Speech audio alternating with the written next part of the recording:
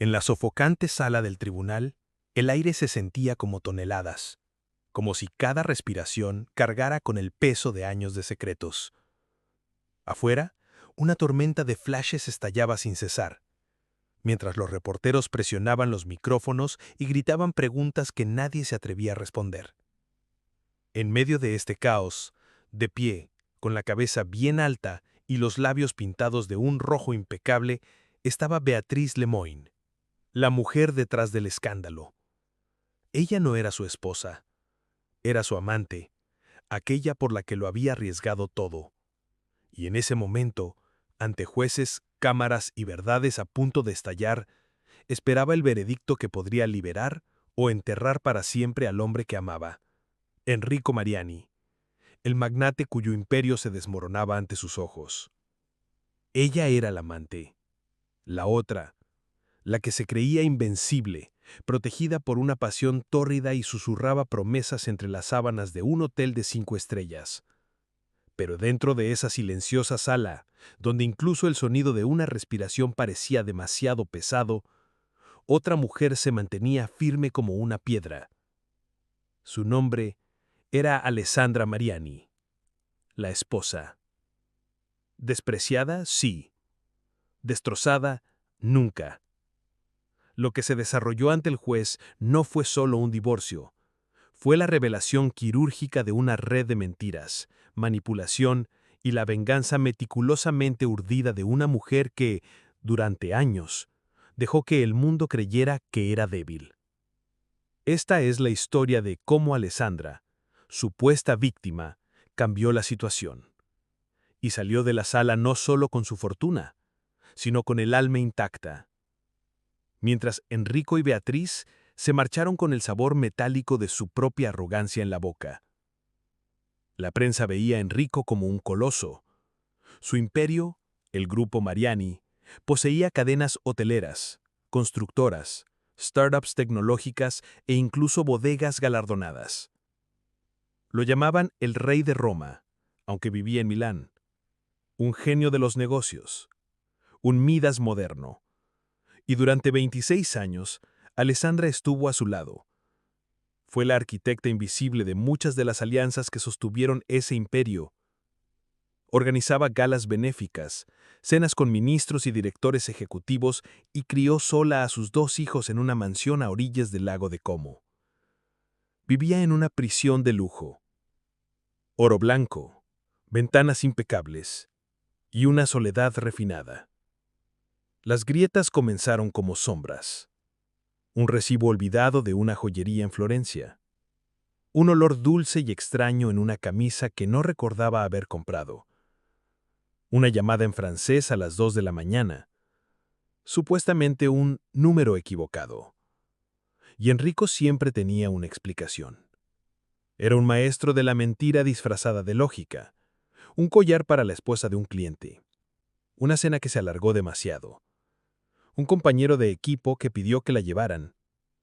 Alessandra quería creer, porque hacer lo contrario significaría admitir que la vida por la que tanto había luchado se desmoronaba bajo sus pies. Pero los rumores se convirtieron en noticia. Fotos borrosas de la prensa sensacionalista mostraban a Enrico sonriendo junto a una mujer más joven en Portofino. Más tarde, ambos entraron juntos en un hotel en Barcelona. Ella ahora tenía nombre y rostro. Beatriz Lemoine, comisaria de arte nacida en Lyon, 20 años más joven, sensual y siempre luciendo un ajustado vestido de alta costura. La vergüenza pública era un veneno lento. Alessandra, quien siempre había sido respetada entre la élite, se convirtió en objeto de susurros y miradas condescendientes. La mujer que una vez había sido envidiada, ahora era solo otra esposa engañada. La noche del enfrentamiento transcurrió en silencio. En el espacioso salón de la casa de Como, rodeada de esculturas que habían coleccionado juntos, Alessandra sostenía una revista con la imagen de la pareja infiel en la portada.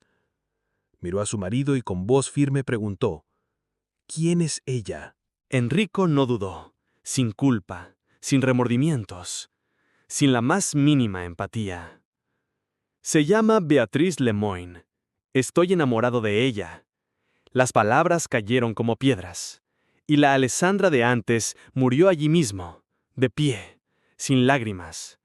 Pero lo que nació en ese momento lo cambiaría todo. Alessandra sintió algo extraño en su interior. Una calma que no provenía de la aceptación, sino de la decisión. Años de dudas y sospechas reprimidas se condensaron en ese instante, como si cada latido de su corazón dijera, «Basta». El suelo que antes temblaba, ahora se partía en dos. «Quiero el divorcio», declaró, con la voz tan firme como siempre. Ni siquiera ella esperaba decir eso. Pero lo dijo, sin dudarlo. Enrico, acostumbrado a las reacciones dramáticas, se quedó ahí, atónito. Esperaba lágrimas, gritos, tal vez un jarrón volando, pero no esa calma penetrante. Y por primera vez en años, la miró de verdad.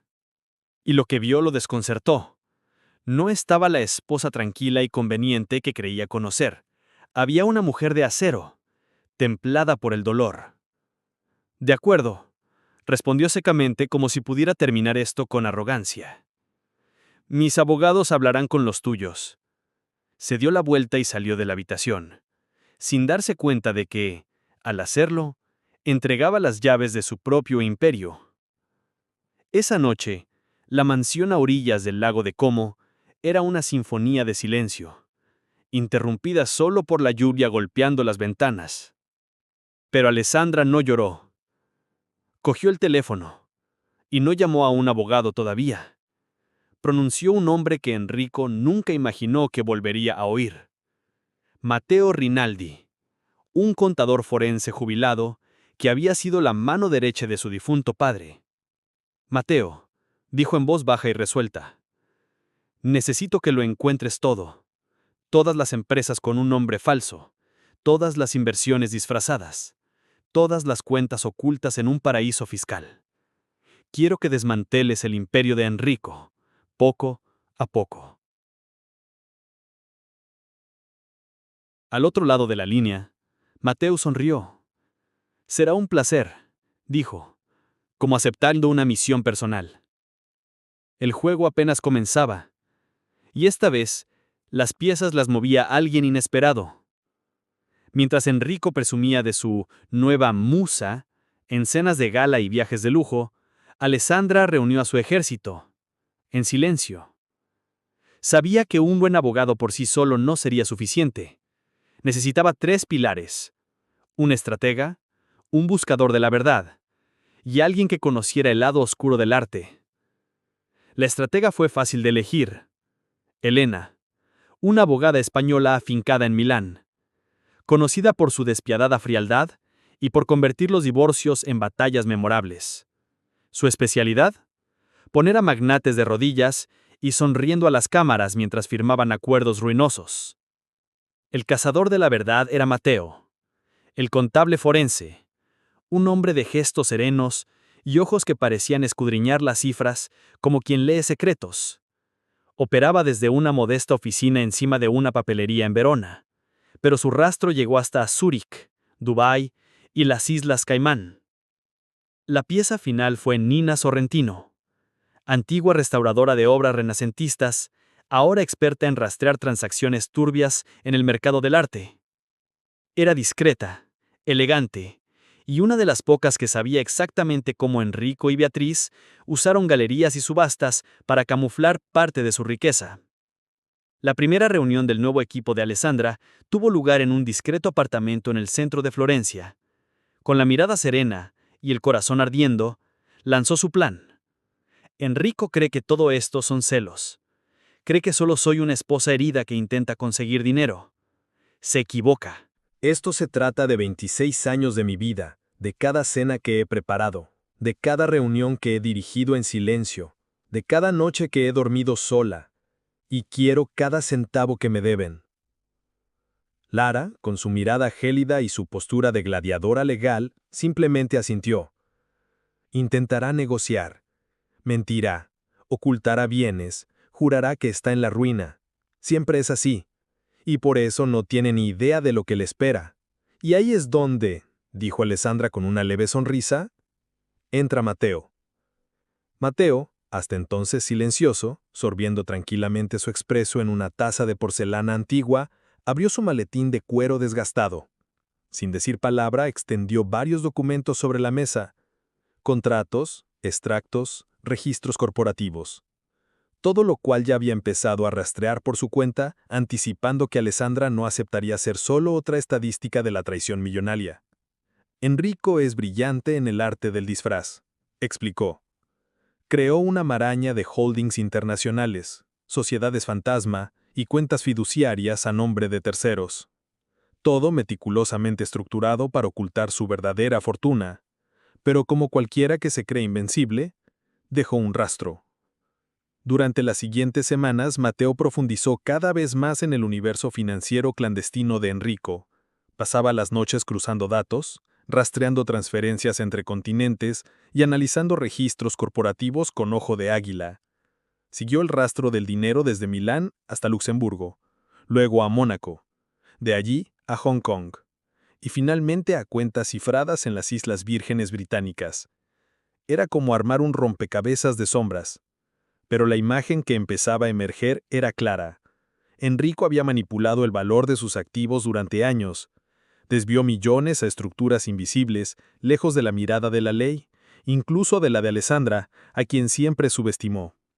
Mientras tanto, Nina Sorrentino, ex restauradora de arte y experta en fraudes bursátiles, se centraba en otro eslabón crucial: la Galería de Beatriz Lemoine, ubicada en un barrio exclusivo de Barcelona. Oficialmente era una galería de arte contemporáneo europeo. En práctica, Nina sospechó que era una cortina de humo. Organizó una visita encubierta. Beatriz la recibió personalmente, elegante, seductora, segura de sí misma, encantadora hasta el último cabello. Presentó su colección con entusiasmo ensayado, hablando de los artistas de renombre que representaba la galería, pero Nina, con años de experiencia, vio las señales. Precios incompatibles con el mercado, obras sin procedencia clara, firmas que no encajaban con el estilo declarado. Tiró un cebo. Mencionó artistas de dudosa reputación, galeristas investigados en otros países, y poco a poco la fachada de Beatriz comenzó a resquebrajarse. Dudó en sus respuestas, forzó una sonrisa y apartó la mirada. Lo entendió. Beatriz era solo la cara bonita de un juego mucho más sucio. Unos días después, llegó la confirmación. Varias de las obras de la galería habían sido adquiridas por una empresa registrada en Malta, una de las mismas empresas que Mateo ya había vinculado a Enrico. Peor aún, se habían comprado cuadros por sumas irrisorias y ahora se valoraban en cifras exorbitantes. Era un fraude clásico: adquirir arte por céntimos, inflar artificialmente su valor y usar las obras como garantía para mover millones sin levantar sospechas. Enrico no solo ocultaba su fortuna, blanqueaba dinero a través del arte y lo hacía utilizando a la mujer con la que había destruido su matrimonio. En la tranquila suite de Florencia, Alessandra extendía los documentos sobre la mesa con pulso firme. Las pruebas se acumulaban. Cuentas sin declarar. Activos subestimados. Blanqueo de capitales. Fraude fiscal. Era más que una traición. Era un robo. Un plan ejecutado a sangre fría para arrebatarle no solo su amor, sino también su legítima parte del imperio que ella ayudó a construir con sangre, silencio y sacrificio. «No me pagará lo que me debe», dijo Alessandra, mirando fijamente a Elena y Mateo. «Pagará por subestimarme. Le sacaremos hasta el último céntimo y lo haremos delante del mundo». El escenario estaba preparado. No era solo un divorcio, era una guerra abierta. Y en el centro, la mujer a la que todos habían tachado de frágil. Alessandra Mariani, la esposa ignorada. La dama de hielo que ahora comandaba su propia revolución, porque como decía la inscripción en latín que una vez vio grabada en un antiguo tapiz, «Nihil est furia femine contempta». Nada es más feroz que la furia de una mujer despechada. Al comienzo de la fase de descubrimiento de pruebas del proceso de divorcio, Enrico Mariani permaneció tranquilo e indiferente a la tormenta que se avecinaba. Era un hombre acostumbrado a controlarlo todo, desde fusiones corporativas multimillonarias hasta la narrativa de su propia vida. Para él este divorcio no era más que una formalidad, una transacción contractual como cualquier otra. En su mente, Alessandra aceptaría un acuerdo generoso y limpio y desaparecería discretamente, una nota al pie en su nueva vida con Beatriz Lemoyne, su despampanante joven amante. Su equipo legal, un perspicaz equipo de abogados corporativos de un reconocido bufete internacional con sede en Milán, compartía su arrogancia. Para ellos, Alessandra era solo otra esposa herida, desequilibrada y emocionalmente atrapada, fácilmente silenciados por grandes sumas de dinero y propiedades de lujo. Presentaron a la implacable Elena Montiel su propuesta inicial, un pago único de 45 millones de euros, la mansión en el lago de Como y una pequeña porción de la cartera de acciones del Grupo Mariani. Era una suma que haría sonreír a la mayoría con gratitud, pero, comparado con el imperio de Enrico, era una dádiva cuidadosamente disfrazada de generosidad. Elena rechazó la oferta de plano. Su respuesta llegó en una carta formal, concisa y devastadora. La propuesta del señor Mariani es un insulto a mi cliente. No nos dejaremos intimidar por cifras pulidas ni estratagemas para ocultar bienes.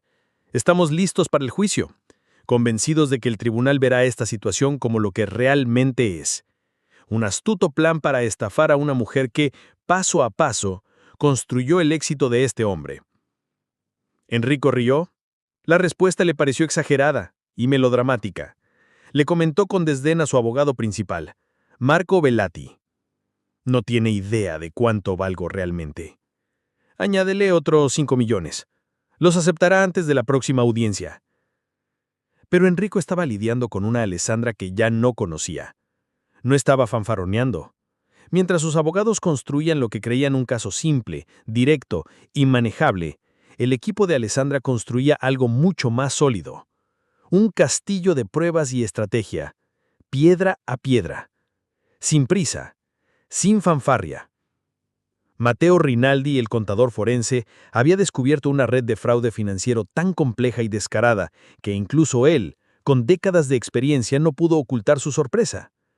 El dinero había circulado por un carrusel de cuentas en el extranjero, bancos en Zúrich, empresas en Liechtenstein, inversiones en Panamá y fideicomisos blindados en las Islas Vírgenes Británicas. Y en el centro de la red, nombres que parecían sacados de una novela de espías. Solstice Capital, Argos Holdings, Helix Ventures. Todas empresas fantasma. Todas propiedad, directa o indirectamente, de Enrico. Todas creadas para ocultar y proteger cientos de millones de euros. Pero el mayor descubrimiento de Matteo fue algo aún más inaccesible. Un fideicomiso en las Islas Cook llamado Eclipse Trust. Una estructura casi impenetrable, con cláusulas que impedían incluso a tribunales internacionales vulnerar su blindaje. ¿Dentro? Un tesoro invisible. Una colección de coches clásicos almacenada en un hangar en Bélgica. Un avión ejecutivo Gulfstream. Y acciones de multinacionales compradas a través de intermediarios. Enrico pensó que nadie lo encontraría jamás, pero subestimó a la mujer que mejor lo conocía. Mientras tanto, Nina Sorrentino continuaba su investigación silenciosa en el mundo del arte. Hizo lo que mejor sabía hacer: infiltrarse sin ser descubierta. Disfrazada de asesora de colecciones, contactó con una ex empleada de la Galería de Beatriz, una joven llamada Sofía Marquet, licenciada en Historia del Arte, visiblemente frustrada por su repentino despido. Sofía confirmó sus sospechas. Dijo que Beatriz apenas entendía lo que vendía, que confundía escuelas de arte con firmas, y que rara vez participaba en adquisiciones. El verdadero director de la galería era Enrico, susurró Sofía mirando a su alrededor como si temiera ser escuchada. Nina ya lo sabía, pero ahora tenía pruebas. Y cada pieza sería utilizada para derribar al hombre que ella creía intocable. Sophie se lo había contado todo, con todo detalle. Le describió cómo Enrico compraba obras de artistas desconocidos a precios irrisorios y luego utilizaba una red de expertos para fabricar certificados de autenticidad e inventar un origen noble para cada pieza. Las obras luego se vendían a una de sus propias empresas fantasma a precios exorbitantes. Un teatro sofisticado, construido para engañar a cualquier oyente. Es más, estas mismas obras sirvieron como garantía para préstamos millonarios que Alexander canalizó a sus cuentas secretas protegidas por paraísos fiscales. Pero lo que realmente lo derrumbó todo fue el material que Sofía entregó. Una serie de correos electrónicos entre Enrico y su amante y cómplice Beatriz, cuidadosamente guardados antes de su despido de la galería. Los mensajes, repletos de expresiones cariñosas, eran en realidad un diario encriptado del plan de lavado de dinero. Hablaban de nuestros pequeños secretos enmarcados, la nueva pieza que esconde quiénes somos, y la que brillará junto a las demás en la bóveda del paraíso. Era todo. Prueba escrita. Inequívoca. Un retrato detallado de la conspiración. Con este arsenal, la abogada Elena Durand se preparó para la fase de declaración. Los testimonios son mucho más que formalidades legales. Son combates silenciosos de guerra psicológica, y Elena era una estratega fría y implacable. La primera persona citada fue Beatriz. Apareció en la oficina con todo el aplomo de una refinada comisaria del barrio latino de París. Lucía un traje de Saint Laurent, gafas de sol y un perfume caro. Estaba radiante, segura de sí misma, calculadora. Pero eso no duraría mucho tiempo. Elena empezó con suavidad, preguntando por su formación en historia del arte, dónde había estudiado y a qué artistas había representado. Las respuestas de Beatriz fueron vagas, salpicadas de educadas evasivas, pero no escaparon al ojo experto de Elena. Cuando empezó a preguntar detalles, nombres, fechas, lugares de exposición, Beatriz titubeó. Dudó. Se reconcilió. Elena ni siquiera necesitó insistir demasiado. El silencio que seguía cada pregunta fue suficiente. La incomodidad inundó la sala como un gas. Entonces, la parte fatal, los números. Elena colocó sobre la mesa los documentos obtenidos por Matteo Rinaldi, el perito forense que había rastreado las finanzas de la galería. Extractos bancarios, registros de ventas, facturas y transferencias internacionales. Cada papel era una pieza del rompecabezas que Enrico creía indestructible. Beatriz intentó esquivarlos. Repetía frases memorizadas. No me dedico a las finanzas, confío plenamente en los contables, esto queda fuera de mi ámbito artístico. Pero el golpe de gracia llegó cuando Elena abrió la carpeta roja. Hablemos de los correos electrónicos, entonces, dijo en voz baja y firme, como si anunciara una sentencia. Leyó los mensajes comprometedores en voz alta, lentamente. Cada frase parecía vaciar el rostro de Beatriz. Su expresión se desvaneció lentamente. Primero sus labios, que se tensaron. Luego sus manos, que temblaron discretamente en su regazo. Finalmente, sus ojos que buscaban al abogado a su lado con silenciosa desesperación. Pero él no podía salvarla, ni ahora ni después. Beatriz fue derrotada, desenmascarada. En ese instante, la elegante amante de Enrico pasó de ser una valiosa aliada a un riesgo mortal. Su testimonio arruinó cualquier posibilidad de controlar la narrativa. Reveló al tribunal y a la opinión pública que el plan era más que un error financiero. Fue una traición premeditada, un acto cruel. Cuando Enrico escuchó el testimonio, su arrogancia habitual se evaporó. Por primera vez, no gritó, no dio órdenes. Simplemente permaneció sentado en silencio, con la mirada perdida, la mandíbula apretada por la rabia contenida. Había subestimado a Alessandra. Pensó que se rendiría, pensó que la dejaría ganar como siempre. Pero Alessandra no solo quería justicia, quería exponer, quería destruir la mentira. Demostrar que detrás del encantador magnate se escondía un hombre frágil, manipulador y temeroso. Enrico creía estar jugando al póker, pero estaba en medio de una guerra de ingenio emocional, y Alessandra ya le llevaba varias jugadas de ventaja. La tormenta que se avecinaba finalmente estalló, y Enrico Mariani, el hombre acostumbrado a controlar cada aspecto del juego, se encontraba ahora atrapado en el ojo de un huracán que él mismo había creado. Aún faltaban semanas para el juicio, pero la primera batalla ya se había librado, y Alessandra Mariani había ganado. ¿Crees que Beatriz merecía ser expuesta de esta manera? ¿Hasta qué punto cegó a Enrico su propia arrogancia? Comparte tu opinión y suscríbete ahora para seguir los próximos capítulos de esta historia que está lejos de terminar. Las consecuencias del devastador testimonio de Beatriz resonaron como olas sísmicas entre los aliados de Enrico.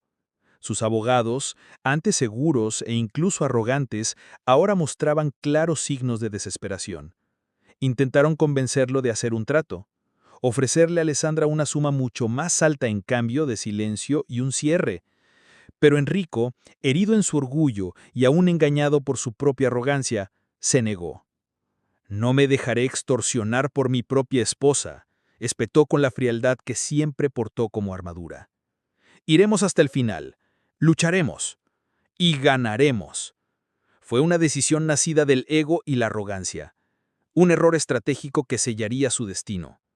Todavía creía que podía aplastar a Alessandra con sus millones, su influencia y su encanto decadente. Pero esta vez, su última carta involucraba algo mucho más peligroso: la familia. Su hijo, Alejandro Mariani, conocido por todos como AM, era su nueva apuesta. Tenía 24 años, recién graduado en Administración de Empresas por la Universidad de Barcelona y acababa de incorporarse al imperio empresarial de su padre. AM era el chico de oro, guapo, carismático y sobre todo cegado por la admiración de Enrico. Creció viendo a su padre como un héroe griego, alguien que nunca se equivocaba. Nunca supo la verdad tras las puertas cerradas, las lágrimas silenciosas de su madre, las habitaciones vacías en las noches de ausencia.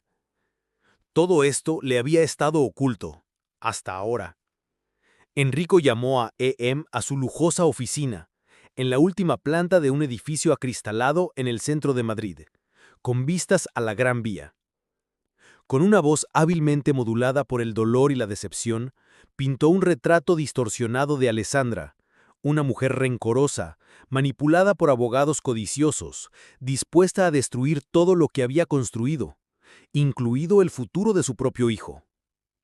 «Ella no es quien crees, hijo», dijo Enrico, haciendo una pausa dramática antes de continuar.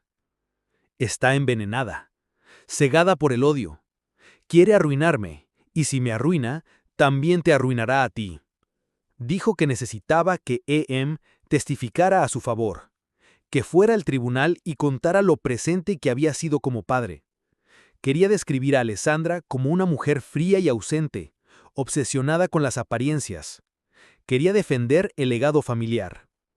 Y Alejandro, confundido, dolido, desorientado por el dolor de la separación de sus padres y aún creyendo que su padre jamás lo engañaría, accedió. La decisión cayó como una bomba sobre Alessandra, su hijo, a quien había protegido desde su nacimiento. Ahora se ponía del lado del hombre que la había traicionado de todas las maneras posibles. Era un dolor silencioso, profundo e irreversible. Una traición más cruel que cualquier infidelidad. Pero lo pasó desapercibida para todos. Camila, la hija mayor de la pareja, estudiante de Historia del Arte en Lisboa, regresó apresurada. Le hervía la sangre. Irrumpió en la casa familiar y se enfrentó a su hermano en un ataque de llanto y rabia. «¿Cómo pudiste hacerle esto, Alejandro? Después de todo lo que ha pasado, después de todo lo que nos hizo». «No lo entiendes», murmuró AM, mientras la convicción se le escapaba entre los dedos como arena. «Papá solo quiere justicia. Mamá es la que está fuera de control». ¿Te estás escuchando?, gritó Camila, con los ojos llenos de lágrimas. Nos ha mentido toda la vida. ¿Vas a ponerte en contra de la única persona que nunca dejó de protegerte? Pero Alejandro, aún envuelto en la sombra de su padre, no estaba listo para ver. No aún. Y ahora la guerra no era solo legal. Las trincheras atravesaban el corazón de la familia Mariani. Lo que una vez fue una disputa por dinero, ahora era una pelea por verdades no dichas, por lealtades rotas, por cicatrices que ni siquiera el tiempo se atrevió a tocar. El juicio comenzó una fría y nublada mañana de febrero en un antiguo juzgado en el corazón de Bilbao. La sala estaba abarrotada. Periodistas, curiosos, miembros de la élite vasca que acudían como si estuvieran viendo un espectáculo. Sentada en la última fila, apenas visible bajo un abrigo oscuro y unas gafas enormes, estaba Beatriz, la mujer que, meses antes, había encendido la mecha de la guerra. Los primeros días fueron un torbellino de formalidades, testigos citados y frases reensayadas. Los abogados de Enrico Mariani intentaron presentarlo como el esposo ideal, el padre devoto, un hombre devastado por la ambición desmedida de su esposa. Se llamó a los testigos en fila, antiguos empleados, viejos amigos e incluso el cocinero jubilado de la familia. Todos juraron por el honor de Enrico. Entonces llegó el momento más esperado. Alejandro Mariani, el hijo mayor, subió al estrado. A sus 24 años, con un traje impecablemente confeccionado y la misma mirada segura de su padre, Alejandro parecía listo para impresionar. Pronunció un elegante discurso sobre la generosidad de su padre, la unidad familiar y cómo su madre había cambiado. Para peor. Pero detrás de la sonrisa ensayada algo temblaba. Y Elena Vargas, la abogada de Alessandra, se dio cuenta. El interrogatorio comenzó con ternura. Preguntas sobre cumpleaños, vacaciones, recuerdos de la infancia. Pero pronto, las palabras de Elena empezaron a ser mordaces. Sutiles al principio, luego, afiladas como una navaja. Habló de las navidades en las que Enrico siempre estaba viajando por trabajo, de los juegos escolares donde el asiento de su padre estaba vacío. Y entonces sacó a relucir lo que nadie esperaba. Correos electrónicos. Mensajes de Alejandro a su madre. Mensajes llenos de frustración. Ni siquiera me escuchó, otra vez. Eres la única a la que le importa, mamá. No puedo fingir más. Lo que hasta entonces parecía un testimonio sólido, empezó a desmoronarse. Alejandro tartamudeaba. Confundido, contradecía fechas y hechos. Miró a su padre, buscando una mirada de apoyo, pero solo encontró el silencio gélido de un hombre que lo había entrenado para ganar, no para retirarse. Y entonces, Elena jugó su última carta. Un documento confidencial de un fideicomiso familiar, creado por Alejandro. El documento dejaba claro que tanto Alejandro como su hermana, Camila, solo tendrían acceso a la herencia tras la muerte de su padre. Y lo que es más, si Alessandra se volvía a casar, los niños lo perderían todo. ¡Todo! Un silencio casi espiritual se cernía sobre la habitación. Alejandro observaba el documento como si viera un fantasma. ¿Es real?, murmuró sin levantar la vista. Enrico no respondió, simplemente miró al vacío con los puños apretados. En ese instante, todo se derrumbó. Alejandro, que había crecido idolatrando a su padre, se dio cuenta de su verdadera cara. Un manipulador. Un hombre dispuesto a usar a sus propios hijos como peones en un juego cruel. Con lágrimas en los ojos, Alejandro miró a Alessandra. «Lo siento, mamá», susurró con la voz casi quebrada. «Fui un idiota ciego». La escena invadió la sala como una avalancha. La carta del triunfo de Enrico ahora lloraba ante la mujer a la que había traicionado. El juez, el jurado, incluso los periodistas, todos estaban conmovidos. La situación había cambiado. Enrico intentó usar a su hijo como arma, pero el plan fracasó, y toda la sala vio el verdadero rostro del hombre detrás del imperio. ¿Crees que Alejandro fue víctima o cómplice? ¿Su reacción en el tribunal fue justicia poética o una tragedia que fracturó aún más a la familia? Enrico Mariani, el magnate financiero lisboeta conocido como el rey de las inversiones ibéricas, ahora parecía un hombre destrozado, pequeño, acorralado, desenmascarado. Su imperio se tambaleó. Su mirada, antes arrogante, ahora estaba vacía, perdida entre los papeles que ya no podían ocultar la verdad. Sus abogados estaban destrozados. El testigo clave, a quien creía su as en la manga, se desmoronó en el tribunal y, peor aún, le dio a la fiscalía una bomba legal. La existencia de una cláusula cruel en el fondo de inversión de los niños, algo que demostraba, sin lugar a dudas, que Enrico quería castigar a Alessandra, incluso después del divorcio. Y entonces llegó Matteo Rinaldi, el discreto contable forense, el verdadero as secreto de Elena. Subió al estrado con una calma casi desconcertante, cargando una montaña de documentos y gráficos. Era un hombre común con un poder devastador en sus manos. Durante 2 días completos, con voz firme y mesurada, guió al tribunal a través de un laberinto de fraudes financieros urdidos con precisión milimétrica por Enrico. Demostró cómo el empresario había utilizado empresas fantasmas para malversar cientos de millones de euros de Lisboa a los Emiratos Árabes, de Madrid a las Islas Vírgenes, y viceversa, ocultando su fortuna del radar judicial. El objetivo final de Matteo era el Argos Trust, el fondo ultra blindado de las Islas Marshall. Enrico siempre había creído que la caja fuerte era inviolable. Pero Matteo había encontrado una grieta, una falla legal crucial. El fondo se había creado durante la relación secreta de Enrico con Beatriz, la curadora de arte con la que mantenía una aventura. Esto constituía una ocultación deliberada del patrimonio conyugal. Los abogados de Enrico gritaron y protestaron, pero la jueza, Marta Villalobos, firme, experimentada e implacable, rechazó todas las objeciones. Quedó visiblemente impactada por la claridad del argumento de Matteo. Y entonces llegó el golpe de gracia. Matteo presentó una grabación obtenida legalmente por orden judicial, una llamada entre Enrico y su gerente bancario internacional realizada 3 semanas antes del inicio del juicio. El tribunal se sumió en un silencio absoluto mientras la voz de Enrico resonaba. «Hagan desaparecer el dinero, no me importa el precio, quémenlo todo si es necesario, pero ella no verá ni un céntimo». El impacto fue devastador. La arrogancia, la frialdad, todo estaba ahí, en su propia voz. Ya no cabía duda. Enrico quería defraudar, ocultar, destruir. En la sala, nadie respiraba. Todos se volvieron hacia él. Enrico permaneció inmóvil, blanco como el mármol, con la mirada fija en el suelo. El titán se había desplomado. El depredador era ahora una presa. El resto del juicio fue un teatro sin suspense. Los abogados del empresario intentaron desacreditar a Matteo, alegando que albergaba un rencor de larga data, pero la evidencia estaba ahí, imposible de ignorar. Fue entonces cuando Alessandra subió al estrado.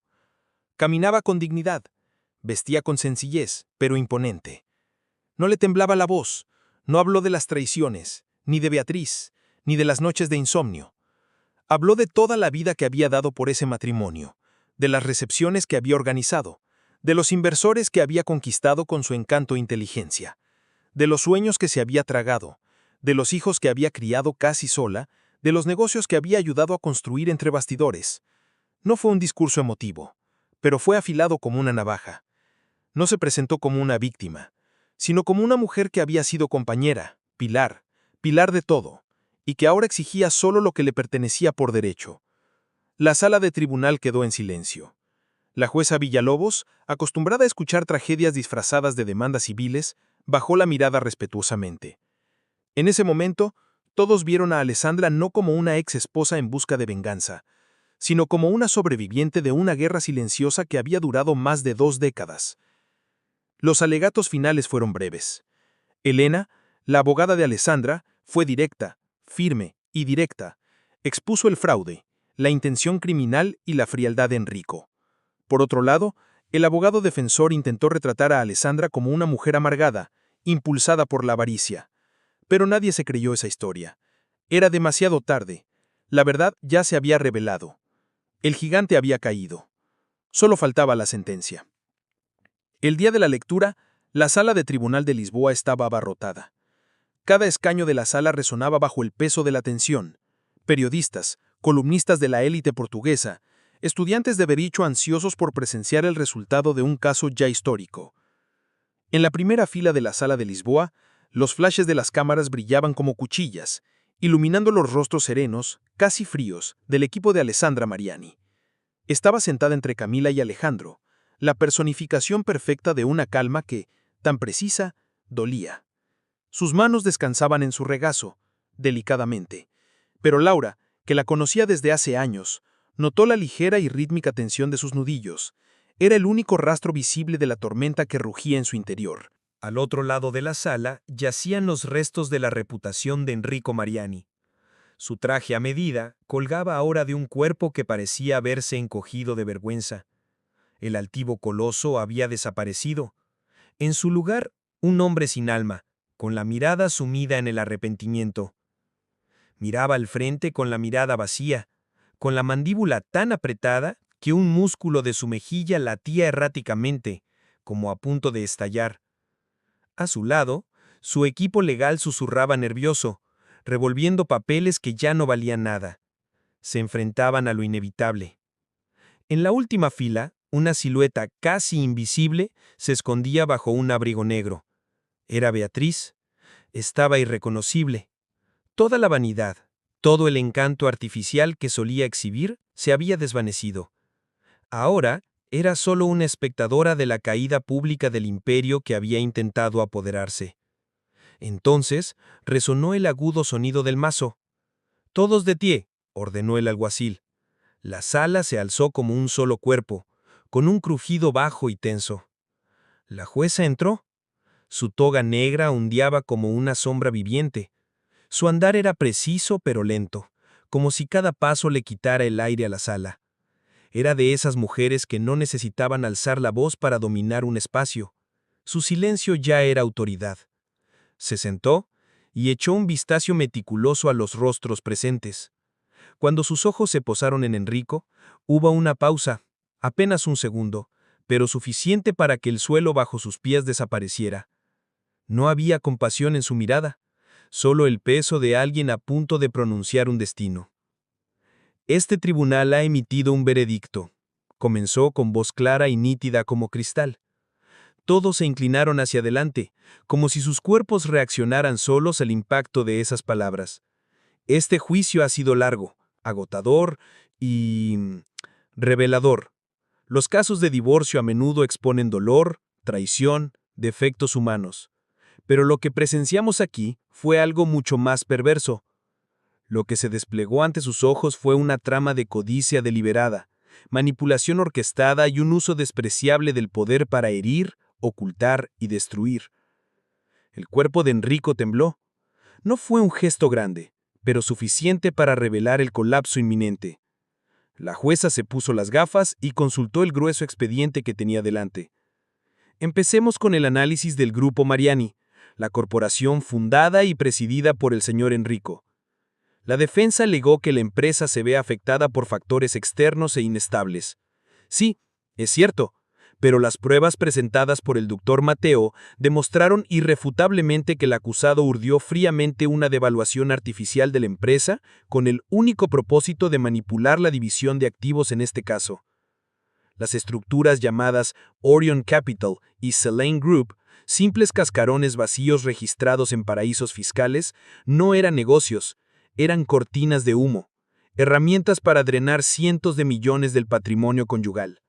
Levantó la vista, dirigiéndose al lugar donde solía sentarse el jurado. Ahora se dirigía a la conciencia colectiva de la sala. Sobre la galería de arte, registrada a nombre de la señora Beatriz, hizo una pausa. Tras ella, Beatriz se hundió aún más en su abrigo. Este tribunal entiende que la galería nunca fue una actividad legítima. Sirvió de tapadera para un elaborado plan de lavado de dinero. Los correos electrónicos intercambiados entre el señor Mariani y la señora Beatriz, llenos de metáforas sobre lencios que esconden secretos, no eran mensajes románticos, eran códigos, el lenguaje de los cómplices. Beatriz cerró los ojos un instante. La confirmación de lo que siempre había temido, pero que nunca se había atrevido a afrontar, resonaba ahora ante todos, como una sentencia divina. Y no fue solo un fraude económico, también fue emocional. Cruel, casi sádico, continuó la jueza, pasando la página. Me refiero al fideicomiso Argos, creado en las Islas Marshall, con una cláusula específica sobre los hijos de esta pareja, Alejandro y Camila. Miró a Enrico por encima de sus gafas. Incluir en el testamento una cláusula que desheredaría a tus propios hijos si tu exesposa se volviera a casar, suspiró. Eso no es protección de bienes. Es control emocional disfrazado de cláusula legal. Es un castigo silencioso. Es chantaje emocional. Junto a Elena, Camila apretó la mano de su madre con lágrimas en los ojos. Era la validación pública de un dolor que ya soportaba sola. Por lo tanto, dijo la jueza, con tono más severo, este tribunal dicta una sentencia que no solo compensa a la señora Alessandra por sus 25 años de contribución a este matrimonio y a esta empresa, sino que también castiga ejemplarmente al señor Enrico por su conducta inmoral. La audiencia comenzó con los bienes declarados: la casa en el barrio de Lapa, el loft en Madrid, la cartera de valores, la colección de coches clásicos, todos transferidos a la demandante, la señora Alessandra. Pero eso fue solo el principio. Ahora, dijo la jueza, bajando el tono como si les quitara el aliento a todos, abordaremos los bienes ocultos: cuentas en las Islas Caimán, inversiones en Panamá, propiedades registradas a nombre de empresas fantasma. El fraude estimado, según una auditoría forense, ronda los $1.000 millones. La sala se paralizó. Se oyó el sonido de una respiración profunda, tal vez la del propio Enrico intentando no desmayarse. Considerando la magnitud del daño causado, este tribunal dictamina que estos bienes... Hizo una pausa. Largo. Afilado. Concedido íntegramente a la señora Alessandra Mariani. Un susurro de incredulidad estalló como un trueno apagado. La espada finalmente había caído. 30% para el acusado, señor Enrico Mariani. La sala contuvo la respiración, como si les hubieran succionado el aire de cada pulmón. Y 70% para la demandante, señora Alessandra Mariani. Fue como si una bomba hubiera explotado en la sala. El murmullo se convirtió en pandemonio. Un reportero al fondo lanzó un grito de sorpresa. El sonido simultáneo de teclados tecleando frenéticamente llenó la sala. 70%. No era solo una victoria, era devastación, un castigo que quemó la piel del hombre derrotado. Enrico se desplomó en su silla como si se le hubiera derretido la columna vertebral.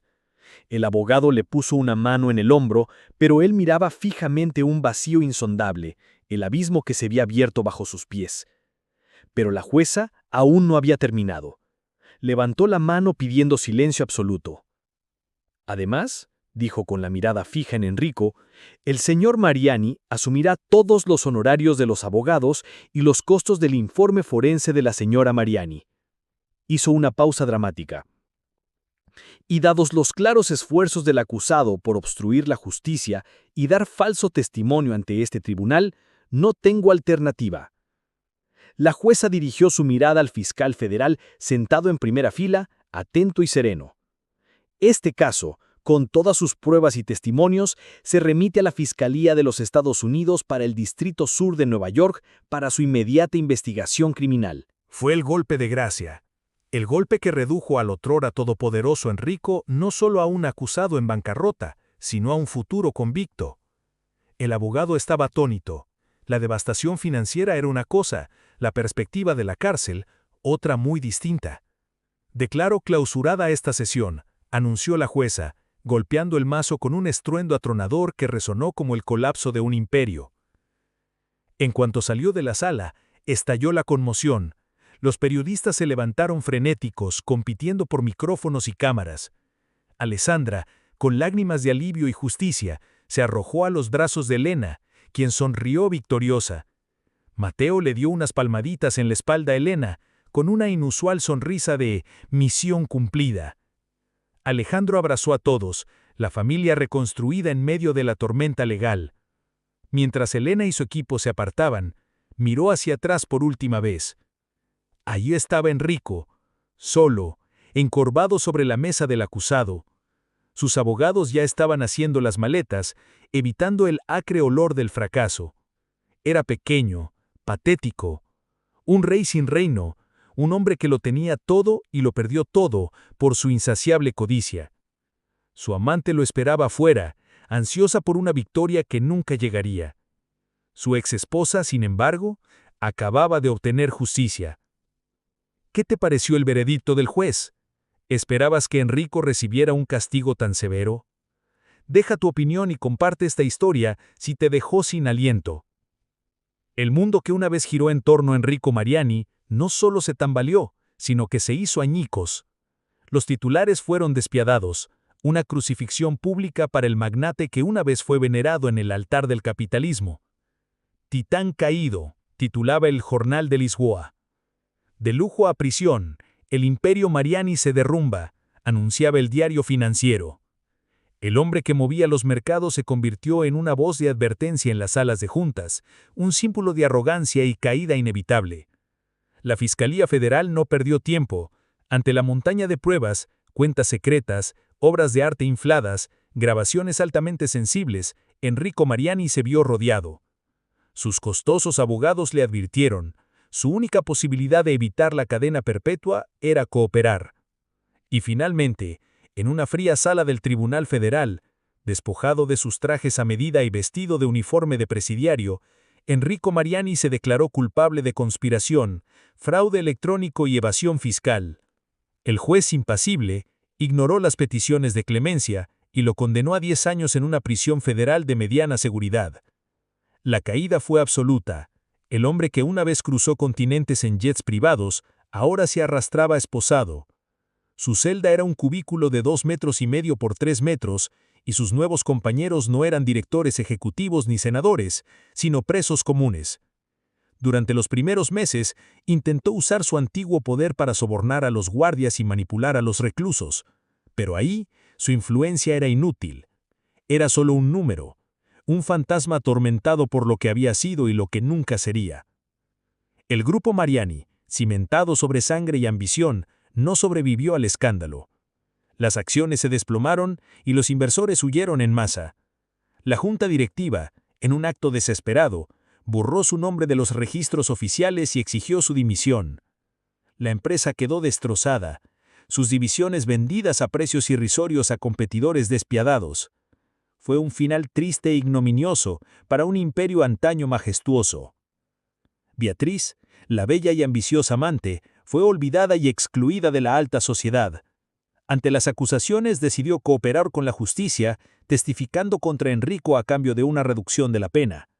Su historia, una mezcla de grises, ceguera voluntaria e ingenuidad, expuso a una figura patética y trágica. Fue sentenciada a 2 años de libertad condicional y 500 horas de servicio comunitario.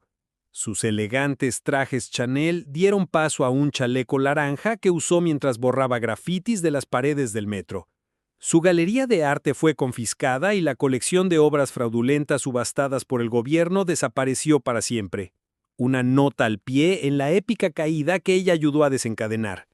Su nombre quedó marcado para siempre por el escándalo que las destruyó. ¿Y qué pasó con Alessandra? Salió de aquel tribunal con una fortuna tan inmensa que parecía casi intangible. Pero sobre todo, había conquistado su libertad, un concepto que comenzaba a redescubrir. Las primeras semanas fueron confusas. Durante 25 años, su vida había girado en torno a los horarios, deseos y ambiciones de Enrico.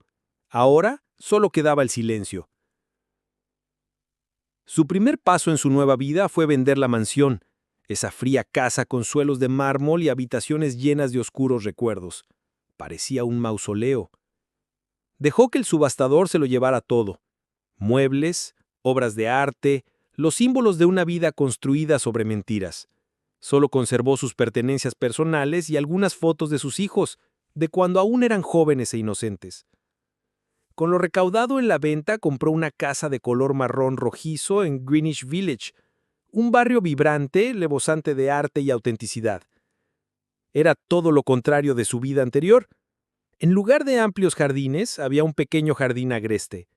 En lugar de salas de estar formales, había una cocina abierta, siempre perfumada con café recién hecho y pan caliente. Su hija, Camila, quien siempre la había defendido con fiereza, se convirtió en su socia. Con los conocimientos de historia de arte de Camila y el recién descubierto talento emprendedor de Alessandra, fundaron la Fundación Alessandra Mariani. La misión era clara y revolucionaria: identificar y apoyar a mujeres brillantes que el mundo aún subestimaba. Invirtieron millones en becas para artistas, subvenciones para startups tecnológicas propiedad de mujeres y capital para emprendedoras.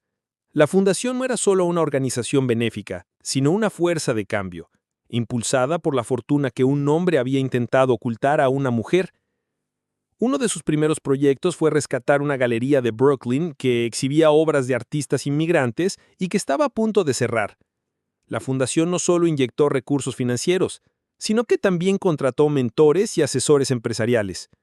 Alessandra asistió a la reapertura de la galería, rodeada de arte vibrante y poderoso, sintiendo una sensación de propósito que ninguna gala social le había dado. Su relación con Alejandro, su hijo, experimentó una profunda sanación. El juicio había sido un doloroso despertar que destruyó al ídolo que admiraba. Consumido por la culpa, abandonó el mundo corporativo para el que lo habían preparado y regresó a la universidad, donde obtuvo una maestría en trabajo social. Ahora, trabajaba en un centro comunitario en el Bronx, dedicándose a ayudar a adolescentes en riesgo. Alejandro y Alessandra se reunían semanalmente para almorzar, conversando con renovada sinceridad y respeto. El vínculo, roto una vez por la traición, se forjó en el fuego de la verdad y el perdón. Una tarde gris, llegó una carta a la casa de Piedra Roja. El matasellos indicaba una prisión federal en Pensilvania. Con manos ligeramente temblorosas, Alessandra abrió el envuelto. Era de Enrico, una carta llena de autocompasión, culpándola a ella, al juez, a los abogados, a todos menos a sí misma. Terminaba con una súplica desesperada de dinero, una fracción de la fortuna que ahora controlaba. La Alessandra de antaño podría haber sentido una punzada de lástima o una obligación residual. Pero la mujer que era ahora simplemente dobló la carta y la arrojó a la chimenea. Mientras el papel se arrugaba y se convertía en cenizas, sintió que el último vínculo con su vida anterior se rompía. Él ya no tenía poder sobre ella. Alessandra Mariani, antes conocida solo como la esposa del multimillonario, resurgió de las cenizas de ese matrimonio no como una mujer vengativa, sino como creadora, constructora, una fuerza para el bien. Transformó el dolor en fuerza y el dinero robado en un instrumento sagrado. A menudo se la veía caminando por las calles del barrio, con una sonrisa serena en el rostro, ya no definida por el hombre con el que se casó, sino por la mujer en la que se había convertido. El mundo esperaba ver a una amante fuera del juzgado, una esposa rota. En cambio, presenciaron el nacimiento de una reina. El 70% de la fortuna era solo el comienzo. Su verdadero imperio, construido sobre la integridad, el propósito y una fuerza inquebrantable, apenas comenzaba.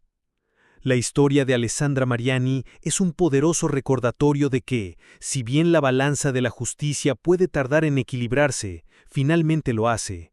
Es un testimonio de la resiliencia del espíritu humano y la fuerza serena e implacable de una mujer que se negó a ser víctima. La trayectoria de Alessandra, desde una discreta sombra en un matrimonio de apariencias hasta la valiente autora de su propia libertad, es un verdadero libro de texto de fuerza serena, estrategia implacable y coraje transformador. Demostró que el verdadero poder no se mide en números ni en apariencias sociales, sino en reconocer el propio valor y tener el coraje de luchar por él, incluso cuando todo el mundo espera que te rindas. Si esta historia de traición devastadora, venganza brillante y redención impresionante te conmovió de alguna manera, dale a me gusta para mostrar tu apoyo. Compártela con quienes creen que la justicia puede, de hecho, prevalecer, cuando la inteligencia y la dignidad se convierten en las armas más letales. Y no lo olvides, suscríbete a nuestro canal para seguir más historias reales tan intensas y cautivadoras como cualquier ficción. Activa la campanita para no perderte el próximo episodio, porque algunas verdades merecen ser escuchadas. Gracias por estar aquí.